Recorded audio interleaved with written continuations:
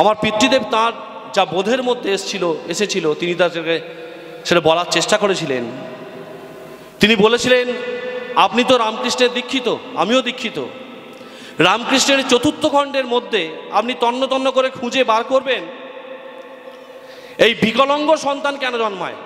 আপনার একটিমাত্র সন্তান কৌশিক ভট্টাচার্য, কৌশিক, আপনার ওই যে পাটা বিকলাঙ্গ, এই যে সন্তানটা আপনার হলো, এর কোনো সমাধান, এই বিকলাঙ্গ সন্তান কেন জন্মায় এর কোনো সমাধান যদি রামকৃষ্ণ কথামৃতের মধ্যে পান আমাকে একটু দেখাবেন।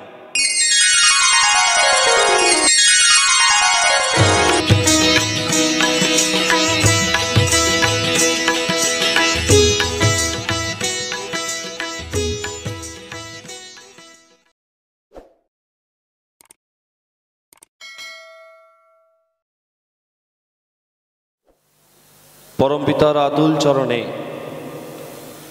আমি আমার অন্তরের অন্তঃস্থল থেকে শতকোটি প্রণাম নিবেদন করি।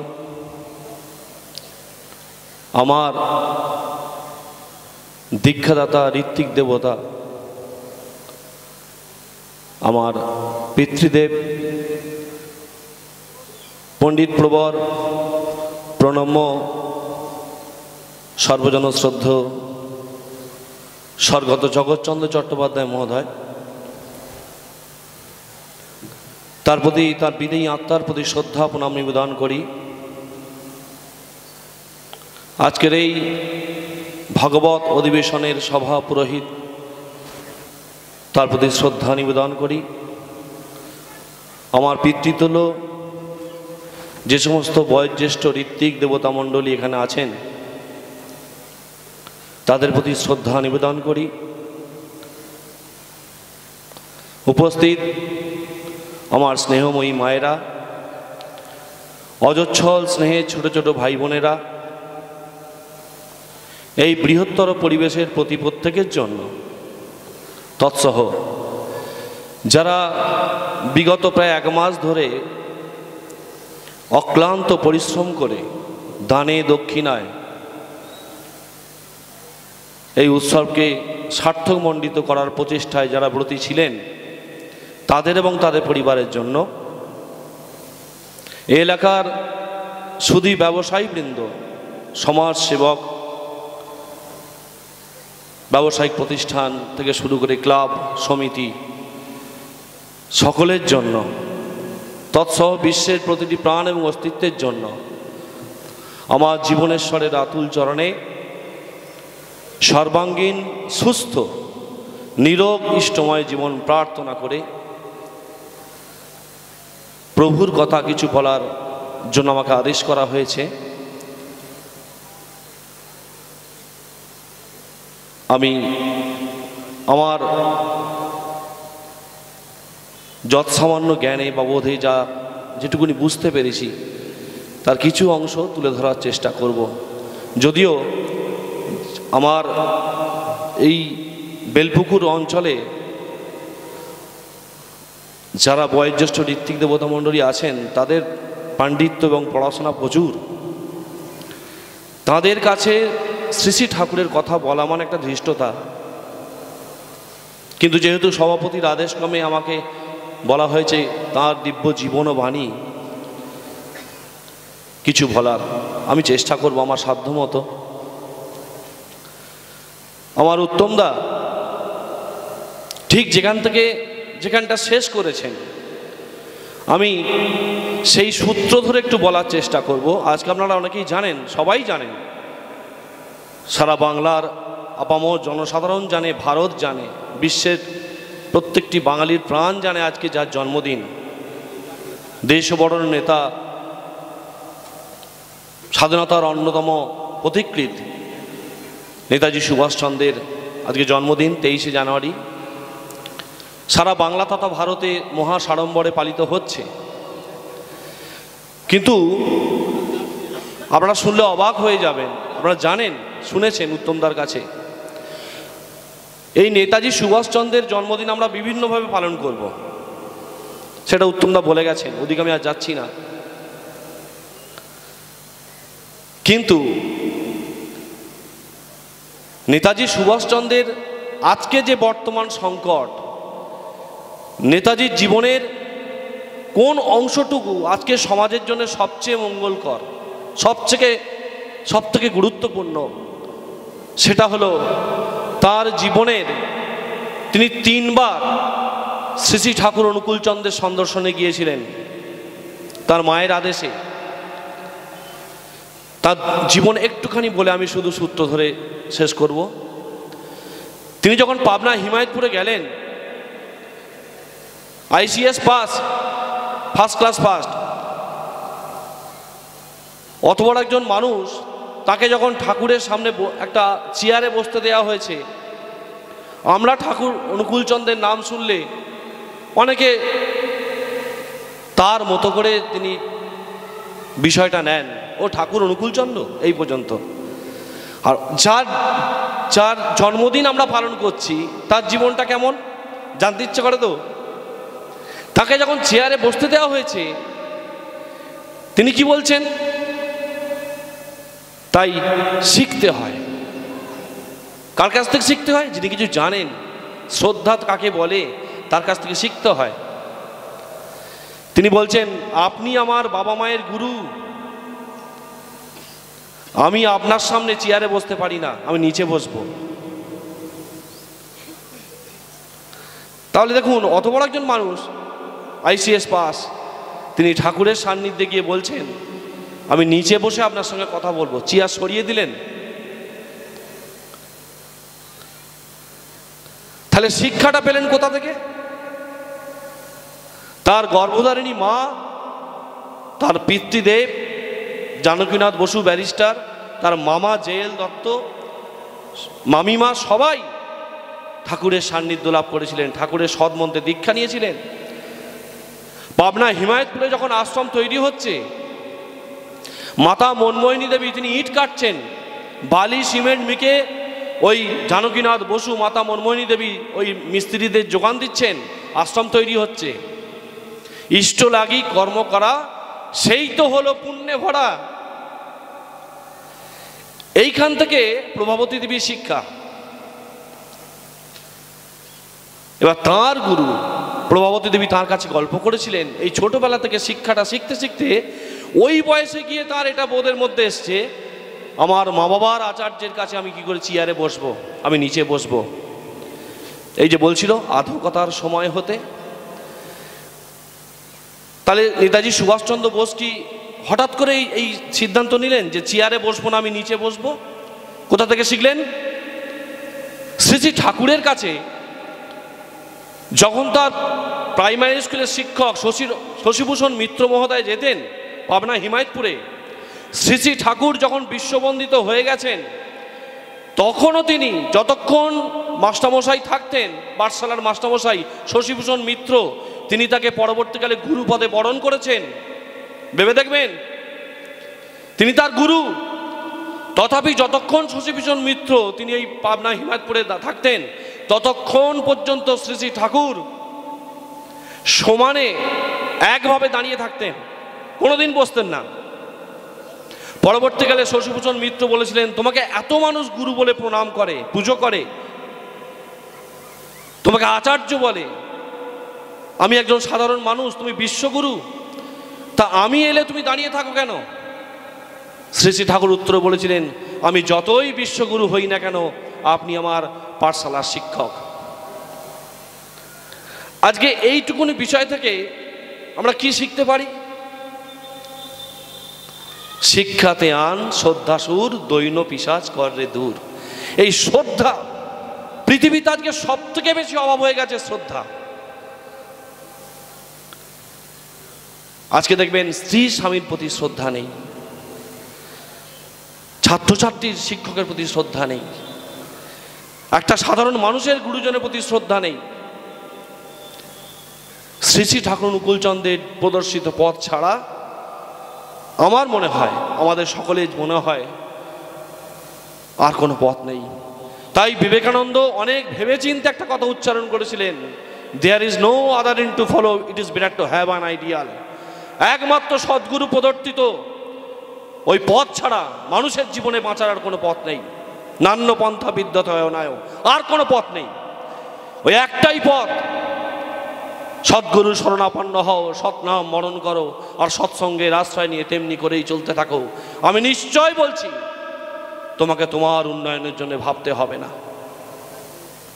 অনেক জায়গায় আনন্দবাজারে প্রচুর লোক হয়, কিন্তু আজকে ভালো লাগছে আপনারা সেই ভোর থেকে আপনারা এসেছেন, এতক্ষণ মাতৃমঙ্গল হয়েছে, ভক্তিগীতি হয়েছে, আনন্দবাজারের প্রসাদ নিয়েছেন।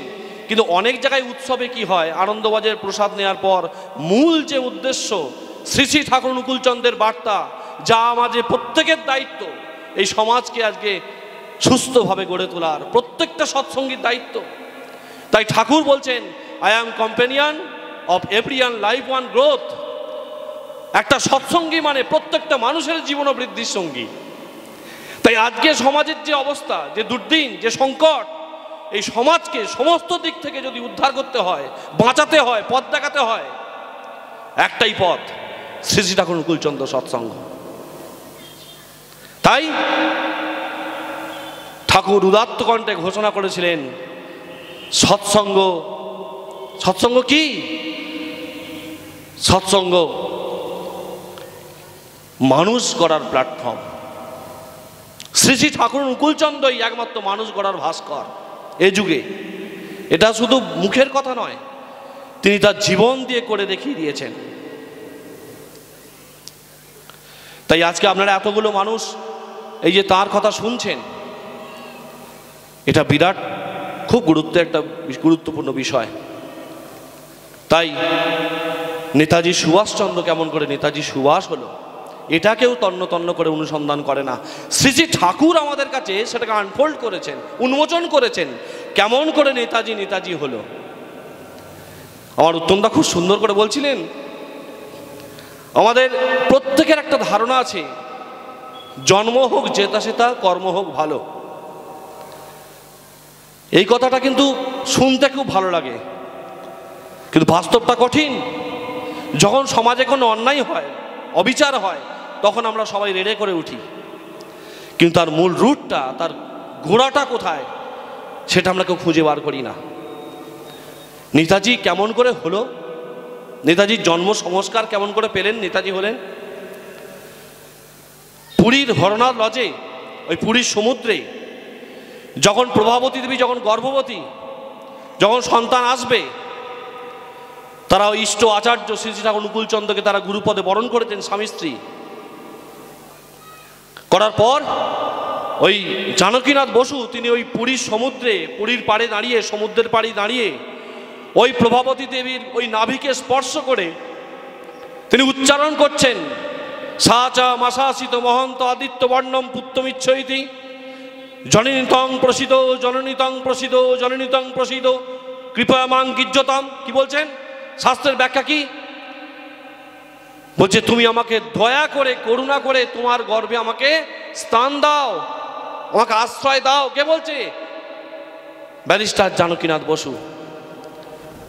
কি বলছেন? সাচা মাসাসিত মহান্ত আদিত্য বর্ণম, অশ্বিনী কুমার পবন বরুণ যেমন বীর, তেমন তেজস্বী বীর পুত্রের তুমি জননী হও।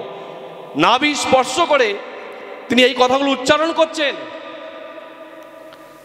ঘুমিয়ে থাকা পবিত্রতা অন্তরেরই কোলে পুত্ররূপে জন্ম নিয়ে ওঠে প্রাণন দোলে। এই যে দেখছেন প্রভাবতী দেবী, তার স্বামী তাকে দেবীর আসনে বসিয়ে তাকে পূজা করছে, অর্চনা করছে, বন্দনা করছে। ওই যে মনের ভাব, ওইখান থেকে এসেছিলেন নেতাজি সুভাষচন্দ্র বোস। সারা ব্রিটিশকে কাঁপিয়ে দিয়েছিলেন, অপ্রতিরোধ্য। তাই ঠাকুর এগুলোর কাছে আমাদের কাছে আনফোল্ড করেছেন। তাই আমি একদম শেষ মুহূর্তে, আমি অল্প সময়ের মধ্যে শেষ করব। আমি আমার জীবনের একটা ঘটনা, আমার বাবার থেকে শোনা, যেটা আপনাদের কাছে বললে খুব গুরুত্বপূর্ণ বিষয়। আজকে যেটা সব থেকে যেটা আমাদের কাছে প্রবল আকার ধারণ করেছে, আমার বাবাকে একজন প্রশ্ন করেছিলেন, তার এক বন্ধু ছিল, তার বন্ধু প্রশ্ন করেছিলেন যে আপনি শ্রীরামকৃষ্ণের দীক্ষা নিয়েছিলেন, ভগবান শ্রীরামকৃষ্ণের দীক্ষা নিয়েছিলেন, আপনি আবার অনুকূলচন্দ্রের দীক্ষা নিলেন কেন? এটা কি প্রয়োজন ছিল?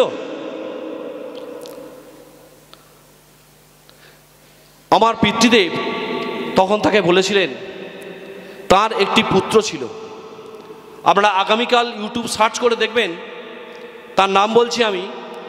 তিনি আজকে বাংলা তথা ভারত তথা বিশ্বে তিনি আজকে সঙ্গীত বিশারদ হিসাবে তিনি আজকে পরিগণিত। খুব উচ্চমার্গের তিনি সঙ্গীত শিল্পী, কৌশিক ভট্টাচার্য। ওই বন্ধুর ছেলে, আমার বাবার বন্ধুর ছেলে কৌশিক ভট্টাচার্য আজকে স্বনামধন্য শিল্পী। কিন্তু তার একটি পা কিন্তু বিকলাঙ্গ, একটি পা, ডান দিকের পাটা কিন্তু বিকলাঙ্গ। কিন্তু ওই বিকলাঙ্গ পা নিয়ে তিনি আজকে সারা বিশ্ব ঘুরছেন, ফ্লাইটে করে বিভিন্ন দেশে যান, আমেরিকায়, রাশিয়া, জার্মান, তিনি তার শাস্ত্রীয় সঙ্গীত পরিবেশন করতে যান। আমার পিতৃদেবকে যখন ওই প্রশ্নটি করেছিল যে আপনি রামকৃষ্ণের দীক্ষা নিয়ে আবার অনুকূলচন্দ্রের দীক্ষা নিলেন, কি প্রয়োজন ছিল? আমার পিতৃদেব তাঁর যা বোধের মধ্যে এসেছিল তিনি তাদেরকে সেটা বলার চেষ্টা করেছিলেন। তিনি বলেছিলেন, আপনি তো রামকৃষ্ণের দীক্ষিত, আমিও দীক্ষিত। রামকৃষ্ণের চতুর্থ খণ্ডের মধ্যে আপনি তন্ন তন্ন করে খুঁজে বার করবেন এই বিকলাঙ্গ সন্তান কেন জন্মায়। আপনার একটিমাত্র সন্তান কৌশিক ভট্টাচার্য, কৌশিক, আপনার ওই যে পাটা বিকলাঙ্গ, এই যে সন্তানটা আপনার হলো, এর কোনো সমাধান, এই বিকলাঙ্গ সন্তান কেন জন্মায় এর কোনো সমাধান যদি রামকৃষ্ণ কথামৃতের মধ্যে পান আমাকে একটু দেখাবেন। তখন তার বাবার নাম ছিল কৌশিক ভট্টাচার্যের বাবার নাম ছিল পতাকি ভট্টাচার্য। তিনি পতাকি ভট্টাচার্য বাবার বন্ধু, তিনি বলেছিলেন, আমার মনে হয় আমি যতটুকুনি রামকৃষ্ণ কথামৃত পড়েছি এর সমাধান কিন্তু তিনি রামকৃষ্ণদেব দেননি, কারণ তখন প্রয়োজন পড়েনি, দরকার পড়েনি। আজকে ভারত সরকার আপনাকে বিকলাঙ্গ সন্তান হওয়ার জন্য, বিকলাঙ্গ হলে কি হবে, ভারত সরকার আপনাকে ট্রেনে, বাসে, প্লেনে দুটো সিট দিয়ে আমাকে সমবেদনা জানাবে। আর গুরু পুরুষোত্তম অনুকূলচন্দ্র তিনি চাইছেন বাংলার বুকে, ভারতবর্ষের বুকে, পৃথিবীর বুকে একটা সন্তানও যেন বিকলাঙ্গ না হয়। সমাধান তাই সত্যানুসরণ বলছে, জগতের সমস্ত ঐশ্বর্য জানা, কর্মজ্ঞান যার মধ্যে সহজ উচ্চারিত, যার প্রতি আসক্তিতে মানুষের বিচ্ছিন্ন জীবন ও জগতের সমস্ত সমস্যার চরম সমাধান লাভ করে, তিনিই মানুষের ভগবান। তাহলে বিকলাঙ্গ সমস্যা একটা সমস্যা, তো ঘর পিছু একটা করে বিকলাঙ্গ সন্তান জন্মেছে, সমাধান শ্রী শ্রী ঠাকুর অনুকূলচন্দ্র। তখন আমার পিতৃদেব বলেছিলেন, আপনি তো অনেক পড়াশোনা করেছেন রামকৃষ্ণ কথামৃত, চৈতন্য চরিতামৃত, কোরআন, ভাগবত, গীতা, জেন্দাবেস্তা, বাইবেল, খুঁজে বার করুন কোথায় সম্পর্কে বলা আছে, বিকলাঙ্গ সন্তান সম্পর্কে বলা আছে। যদি খুঁজে পান তাহলে আমাকে বলবেন। তিনি বলেছিলেন, না, এ সম্পর্কে আমার জানা নেই। তখন বাবা বলেছিলেন, ঠাকুরের বাণী দিয়ে বলেছিলেন, এই বিকলাঙ্গ সন্তান সমস্যার একমাত্র কারণ হচ্ছে মা। শুনেছেন কোনোদিন? কেউ শোনেনি। মিলনকালীন মুহূর্তে মায়ের যদি বিকৃতি হয়, ওই ভাবের মুহূর্তে, ওই টিউন অ্যান্ড টাইম, ওই মিলনের মুহূর্তে যদি ভাবের কোনো তার বিকৃতি আসে, মনের মধ্যে কোনো বিকৃতি আসে, ওটা সন্তানে পড়তে যায়। বাণী ঠাকুর বাণী দিচ্ছেন কি অপূর্ব করে, অনুরাগের আবেগ টানে না পেতে গিয়ে নারীর প্রীতি, পাওয়ার পথে বাধার তোড়ে ঘটলে মনের কুবিকৃতি, এমনি করে যেমন ভাবে নারীর অঙ্গে বিকার ফলে সন্তানেরও সেই অঙ্গটি বিকৃত হয়, তেমনি হলে খুঁজে বার করুন কোন জায়গায় গীতায় লেখা আছে বিকৃত সন্তান কেন জন্মায়। সমাধান শ্রী ঠাকুর অনুকূলচন্দ্র, খুঁজে বার করুন। আমি চ্যালেঞ্জ করে যাচ্ছি, ভাগবত, কোরআন, বাইবেল, জেন্দাবেস্তা, ত্রিপিটক, কথামৃত, চৈতন্য চরিতামৃত, সচল জগন্নাথ, নীলাচলে মহাপ্রভু সব পড়ে ফেলুন, সমাধান পাবেন না।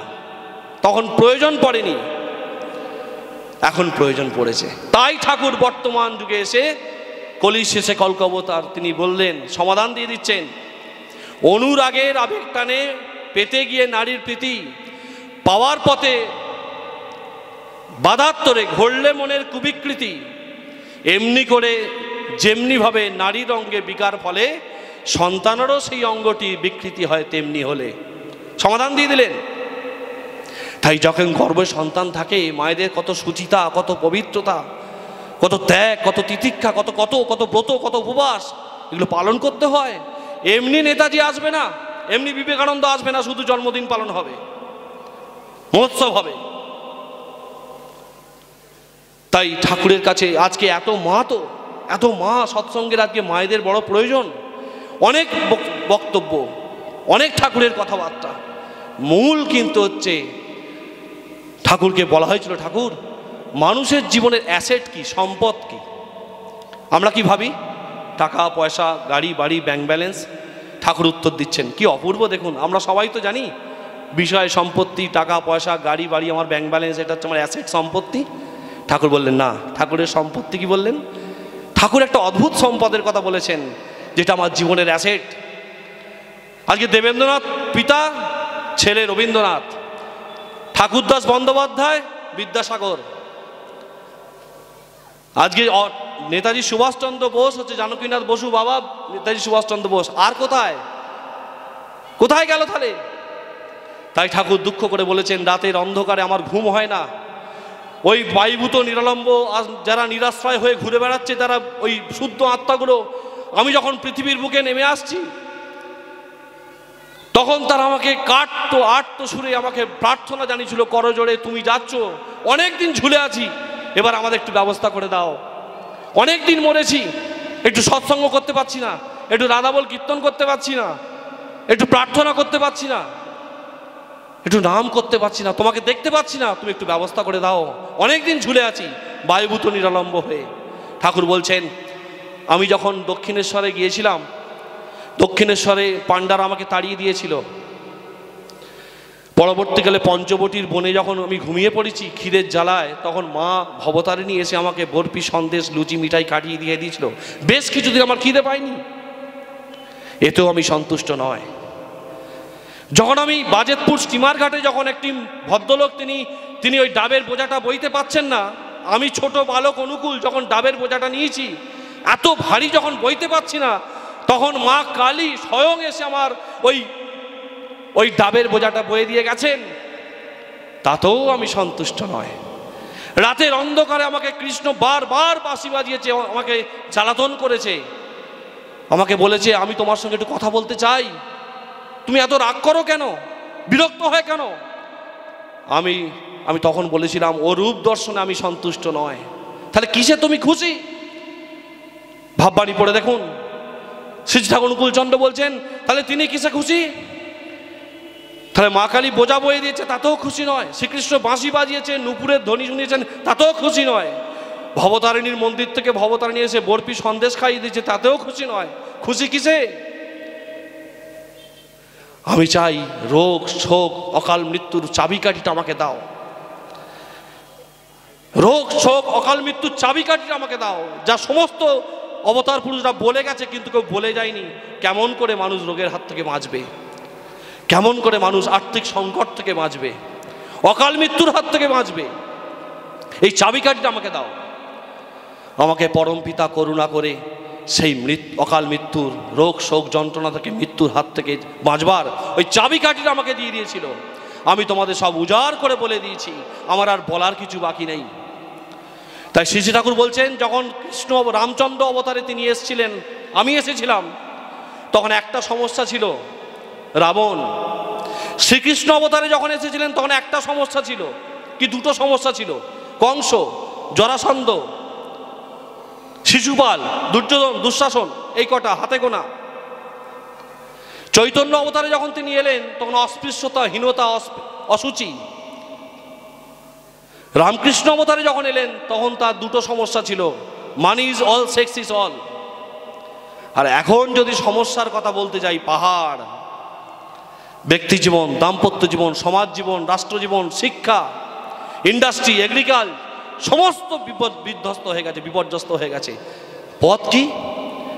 তাই ঠাকুর বলেছিলেন ওই একটাই পথ, সদ্গুরু শরণাপন্ন হও। তাই শ্রী শ্রী ঠাকুরের কাছে যখন এই নেতাজি সুভাষচন্দ্র বোস এলেন, তিনি একটা প্রশ্ন ঠাকুরকে করেছিলেন, সেই প্রশ্নটা বলে আমি শেষ করব। তিনি ঠাকুরকে বলছিলেন, ঠাকুর, ভারতবর্ষের ধর্মমান আমি জানি, এই যে দেখবেন কুম্ভমেলা হয়ে গেল, মহাকুম্ভ 144 বছর পর। তিনি বলছেন, নেতাজি সুভাষচন্দ্রের জীবনীটা কথোপকথনটা পড়বেন। তিনি বলছেন, আমি জানি ভারতবর্ষ এই জটার জুটোধারী কমণ্ডলো এই বেশধারী এই নাগা সন্ন্যাসীর দেশ, এই টিকি রাখা ঘণ্টা নাড়া এই যে ধর্ম, দণ্ডিঘাটা। কিন্তু আপনার আশ্রমে আমি এসে দেখলাম প্রত্যেকে জামাইবাবু সেজে ঘুরে বেড়াচ্ছে, সংসার করেছে, সন্তান সন্ততি আছে, বাবা মা আছে। তা নাগা সন্ন্যাসীর দেশে আপনি কি এমন ধর্ম প্রচার করলেন যে এত সুন্দর একটা পরিবেশ, বাবা মা আত্মীয় স্বজন কুটুম বাটুম পরিবেশ, সন্তান সন্ততি সবাইকে নিয়ে ধর্মাচরণ করাচ্ছেন? ঠাকুর অদ্ভুত একটা উত্তর দিয়েছিলেন, আমি বলে শেষ করব। তিনি বলছেন, ভারতবর্ষের একবার খুব হঠাৎ করে একটা মহামারীর মতো রোগ দেখা দিয়েছিল, রক্তাল্পতা, রক্তশূন্যতা। ভারতবর্ষের মেডিকেল বোর্ড তখন একটা মেডিকেল বোর্ড বসিয়ে বিভিন্ন যারা দক্ষ চিকিৎসক তাদেরকে বসিয়ে একটা মেডিকেল টিম তৈরি করে 3টে ক্যাপসুল আবিষ্কার করেছিল, vitamin A, vitamin V, vitamin C. পরমপিতা অশেষ করুণা করে বর্তমান সমস্ত সংকট থেকে মুক্তির জন্য, মানুষকে বাঁচাবার জন্যে আমাকে 3টে করুণা করে ট্যাবলেট দিয়েছেন। ভিটামিন এ যজন, ভিটামিন ভি হচ্ছে যাজন, ভিটামিন সি হচ্ছে ইষ্টভৃতি। যজন যাজন ইষ্টভৃতি স্বস্ত্যয়নী সদাচার, এই 3টে হচ্ছে মহান নীতি। যজন মানে two materialize the principle of beloved। গুরুর সমস্ত নীতি নির্দেশগুলো আমার জীবনে ফুটিয়ে তোলা, চরিত্রগত করা। To materialize the character, the principle of beloved। আমার প্রিয় পরমের সমস্ত নীতিবিধিগুলো আমার চরিত্রে ফুটিয়ে তোলা। তোমাকে দেখে যেন মনে হয় আমার ঠাকুর দেখছে, আমাকে দেখছে। ঠাকুর বলছেন, তোমাকে দেখে মনে হবে আমার ঠাকুর। যজন হয়ে গেল নিত্য পড়াশোনা, অধ্যয়ন, অধ্যাপনা, নাম ধ্যান, সাধন ভজন, তপস্যা, নীতিধ্যাসন, আত্মসমালোচনা, আত্মসমীক্ষা, সব যজনের মধ্যে পড়ে গেল। সাধন to make the environment exalted, to bestow through love, service and enlightenment। Thakur বলছেন, টু মেক দ্য এনভায়রনমেন্ট, সমগ্র পরিবেশকে, টু exalted, উদ্বুদ্ধ করা, কিসে? টু bestow, আদর্শের দিকে, সমস্ত পরিবেশকে আদর্শের দিকে একত্রিত করা, উদ্বুদ্ধ করা। কি দিয়ে করবেন? লাভ, সার্ভিস অ্যান্ড ইনলাইটমেন্ট, সেবা, সন্দীপনার ভালোবাসা। সেবা, সন্দীপনা, ভালোবাসার মধ্য দিয়ে সমস্ত পরিবেশকে ইন্টিগ্রেটেড করা, একত্রিত করা। কার দিকে? গুরুর দিকে, আচার্যের দিকে। আর লাস্ট হলো ইষ্টভৃতি, ধন মন তন দিয়ে গুরুর সেবা করা। এই ত্রিশরণ মন্ত্র, বুদ্ধং শরণং গচ্ছামি, সংঘং শরণং গচ্ছামি, ধর্মং শরণং গচ্ছামি। ত্রিশরণ মন্ত্র। ইয়াকমোজে ছালাতা, ইয়াকোজু জাকাতা, ইয়ার কারমানা ভিন। আজান সহ নামাজ প্রতিষ্ঠিত রাখো, নিত্য জাকাত দাও এবং হজে যাও সামর্থ্য অনুযায়ী। ত্রিশরণ মন্ত্র। 1 হজ, নামাজ, জাকাত, কলেমা, রোজা, 5 পিলার্স অফ ইসলাম। যজন যাজন ইষ্টবৃত্তি স্বস্ত্যয়নী সদাচার, 5 পিলার্স অফ হিন্দুজ। 1। তাই বিবেকানন্দ অতি সুন্দরভাবে একটা কথা বলেছিলেন, আমি একজন খাঁটি হিন্দু হইয়াও খাঁটি মুসলমান হইতে বাধা নেই। আমি একজন খাঁটি মুসলমান হইয়াও খাঁটি হিন্দু হইতে বাধা নাই। আমি একজন খাঁটি হিন্দু হইয়াও খাঁটি খ্রিস্টান হইতে আমার বাধা নাই। কারণ একজন খাঁটি খ্রিস্টান, একটা খাঁটি হিন্দু, একটা খাঁটি মুসলমান, একটা খাঁটি বৌদ্ধিস্ট, কোনো পার্থক্য নেই, এক।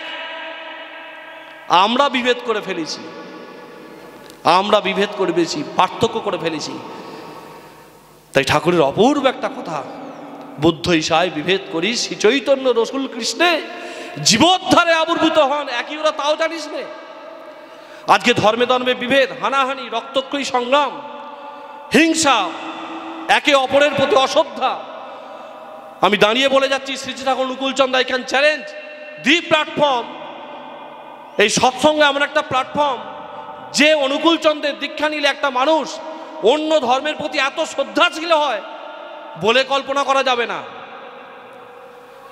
বাকি সব দেখবেন কিন্তু যখন কোনো কাউকে বলবেন অনুকূলচন্দ্র, ব্যাস এই পর্যন্ত।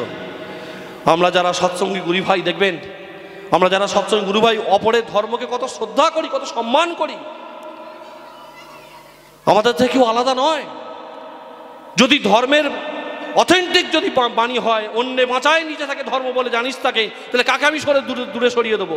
সবাই আমার আপন, হিন্দু, জৈন, খ্রিস্টান সবাই আমার আপন। এই মহামানবের সাগর তীরে সবাই আমরা একত্রিত হব। তাই দেখবেন আপনাদের কাছে বলে যাই, ঠাকুরের একটা খুব আশার বাণী। ঠাকুর একদিন বলেছিলেন, আপনাদের সামনে গতিক থেকে মনে হয় এই মহামারী, দুর্ভিক্ষ, লোকক্ষয় কিছুই নয়, গতিক দেখে মনে হয় মনুষ্যত্বের মূল বুনিয়াদ অবলুপ্ত হয়ে যাওয়া অসম্ভব কিছু নয়, বলেছিলেন তো। তারপরে একটা বাণী বলেছিলেন, সেটা আমরা কেউ অনুসন্ধান করিনি। আজকে আপনাদের সামনে বলে যাই উদাত্ত কণ্ঠে, ঠাকুর বলেছিলেন, পরম পিতা আমার মুখ দিয়ে যা জিগান দিয়েছে, জিগান দিয়েছে মানে যোগান দিয়েছেন, আমি যা তোমাদের কয়ে দিয়েছি, তোমরা যদি এর কিছু অংশ করতে পারো, এমন একটা দিন আসবে যখন দেখবে শাসকের প্রয়োজন নাও হতে পারে। যেখানে আজকে রক্ষকই ভক্ষক হয়ে গেছে, বাবার কাছে মেয়ে নিরাপদ নয়, ভাইয়ের কাছে বোন নিরাপদ নয়, শিক্ষকের কাছে ছাত্রী নিরাপদ নয়। ঠাকুর বলছেন এমন একদিন আসবে, দেখবেন একদিন শাসকের প্রয়োজন নাও হতে পারে। প্রমাণ আজ পর্যন্ত কোনো রেডিও, টিভিতে, কোনো সংবাদ মাধ্যমে খুঁজে পাবেন না কেউ বলেনি একটা সৎসঙ্গী গুরুভাই শ্রী ঠাকুর অনুকূলচন্দ্রের শিষ্য রাস্তা আটকে, পথ অবরোধ করে কোনো একটা মুমূর্ষু রোগী অ্যাম্বুলেন্সের সাথে তাকে আটকে রেখে দিয়েছে। খুঁজে নিয়ে আসবেন, দেখাবেন আমাকে, খুঁজে দেয়। কাগজে, কলমে, টিভিতে, সংবাদ মাধ্যমে কোনদিন পেয়েছেন কোনো সৎসঙ্গী পরিবারের ছেলে কোনো মায়েদের উপর অত্যাচার করেছে? এখনো টিল নাও 2025 খবর নেই, 100 সবে 37। তাহলে ভেবে দেখবেন আগামী 500 বছরে কি হবে, আগামী 5000 বছরে কি হবে। ঠাকুর বলছেন 10,000 বছরের সম্পদ এমন এক কৃতযুগ আবাহন করবে, আমার মনে হয় তখন শাসকের প্রয়োজন নাও হতে পারে। এত মানুষ, কোনো পুলিশ নেই। দেখুন আছে একটা রথের মেলায়, একটা রাসের মেলায় 500 লোক হলে দেবেন 5000 পুলিশ দিয়ে রেখে দিয়েছে, সিভিক ভলেন্টিয়ার। আজকে স্বাধীনতার আজকে দেখবেন, আজকে নেতাজি সুভাষচন্দ্রের জন্মদিন, তাই নেতাজির কথা বলে শেষ করব। ভারত যখন পরাধীনতার গ্লানি মোচন হবে, ভারত যখন স্বাধীনতার আন্দোলন, স্বাধীনতা প্রাপ্ত হবে, শ্রী শ্রী ঠাকুর অনুকূলচন্দ্রের পথ, আপনাদের যে পথ দেখিয়েছেন, সেই পথ হলো সর্বকালের সর্বমানবের অনুসরণীয়। একদিন ভারত ভবিষ্যৎ দেখবেন এই পথকেই অনুসরণ করতে হবে। কে বলছেন? নেতাজি সুভাষচন্দ্র বোস। আজকে তার জন্মদিন। সর্বকালের সর্বমানবের সর্বশ্রেষ্ঠ পথ এই অনুকূলচন্দ্রের পথ। দেখবেন যে ভারত সরকার প্রত্যেক দেখবেন এপ্রিল মে মাসে, মার্চ এপ্রিল মাসে রিটার্ন দাখিল করুন, ইনকাম ট্যাক্স ফাইল করুন বলে, তো আমাদের সৎসঙ্গী পরিবারের এতগুলো এখানে মানুষ রয়েছেন, আপনাদের যে ইষ্টবিধি প্রতিদিন নিবেদন করেন, আপনাকে সৎসঙ্গের আশ্রম থেকে কোনোদিন কোনো বলেনি ফোন করে আপনার আজকে ইষ্টবিধির ডেট, আপনি সহজ থেকে ইষ্টবিধিটা দিয়ে আসুন, ফোন করে বলে? থানা থেকে পুলিশ আসে, পঞ্চায়েত প্রধান আসে, কোনো আইন আছে, কোনো শাসক আছে? স্বহস্তে নিজের ওই চোখের জলে অর্ঘাঞ্জলি নিবেদন করা অর্ঘ্য স্বহস্তে গিয়ে ইষ্টার্ঘ পাঠিয়ে দিচ্ছে দেশের কাজে, জাতির সেবায়, জনগণের সেবায়। বন্যা, মহামারী, দুর্ভিক্ষেই টাকা ব্যয় হচ্ছে। আপনি এই শ্যামপুর বেলপুকুরে থেকে হাজার হাজার মানুষের মঙ্গল প্রার্থনা করছেন সকালবেলা আপনার ওই 1 টাকা 2 টাকা দিয়ে। ভেবে দেখবেন আপনি কত বড়, আপনি কত মহান কাজে ব্রতী আছেন। অনুকূলচন্দ্র আপনাকে কি করাচ্ছেন। আমাদের যখন সৎসঙ্গী পরিবারের ছেলেরা যখন কোনো বাড়িতে যায়, তখন 26 বছর 27 বছরের ছেলে একটা বাড়ির বাচ্চা মেয়েকে বলে, মা তোমার বাবা বাড়িতে আছেন। কি আন্দোলন অনুকূলচন্দ্র করলেন, কি বিপ্লব! বিপ্লবীনাং পিয়ম পরম করণপি করলাম। জনার্দন মুখোপাধ্যায় বই লিখেছিলেন, কে তুমি বিপ্লবী। ব্রিগেড প্যারেডে অনেক লোক ভরানো যায়, সভা সমিতিতে অনেক লোক জড়া করা যায়, দল ভারী করা যায়। Anukulchandra charity begins at home, তিনি একটা চরিত্রকে ভেতর থেকে পরিবর্তন করে দিচ্ছেন। একটা সৎসঙ্গী পরিবারের ছেলে যখন বাড়িতে যায় তখন জিজ্ঞেস করে, মা তোমার বাবা বাড়িতে আছে? কি বিপ্লব!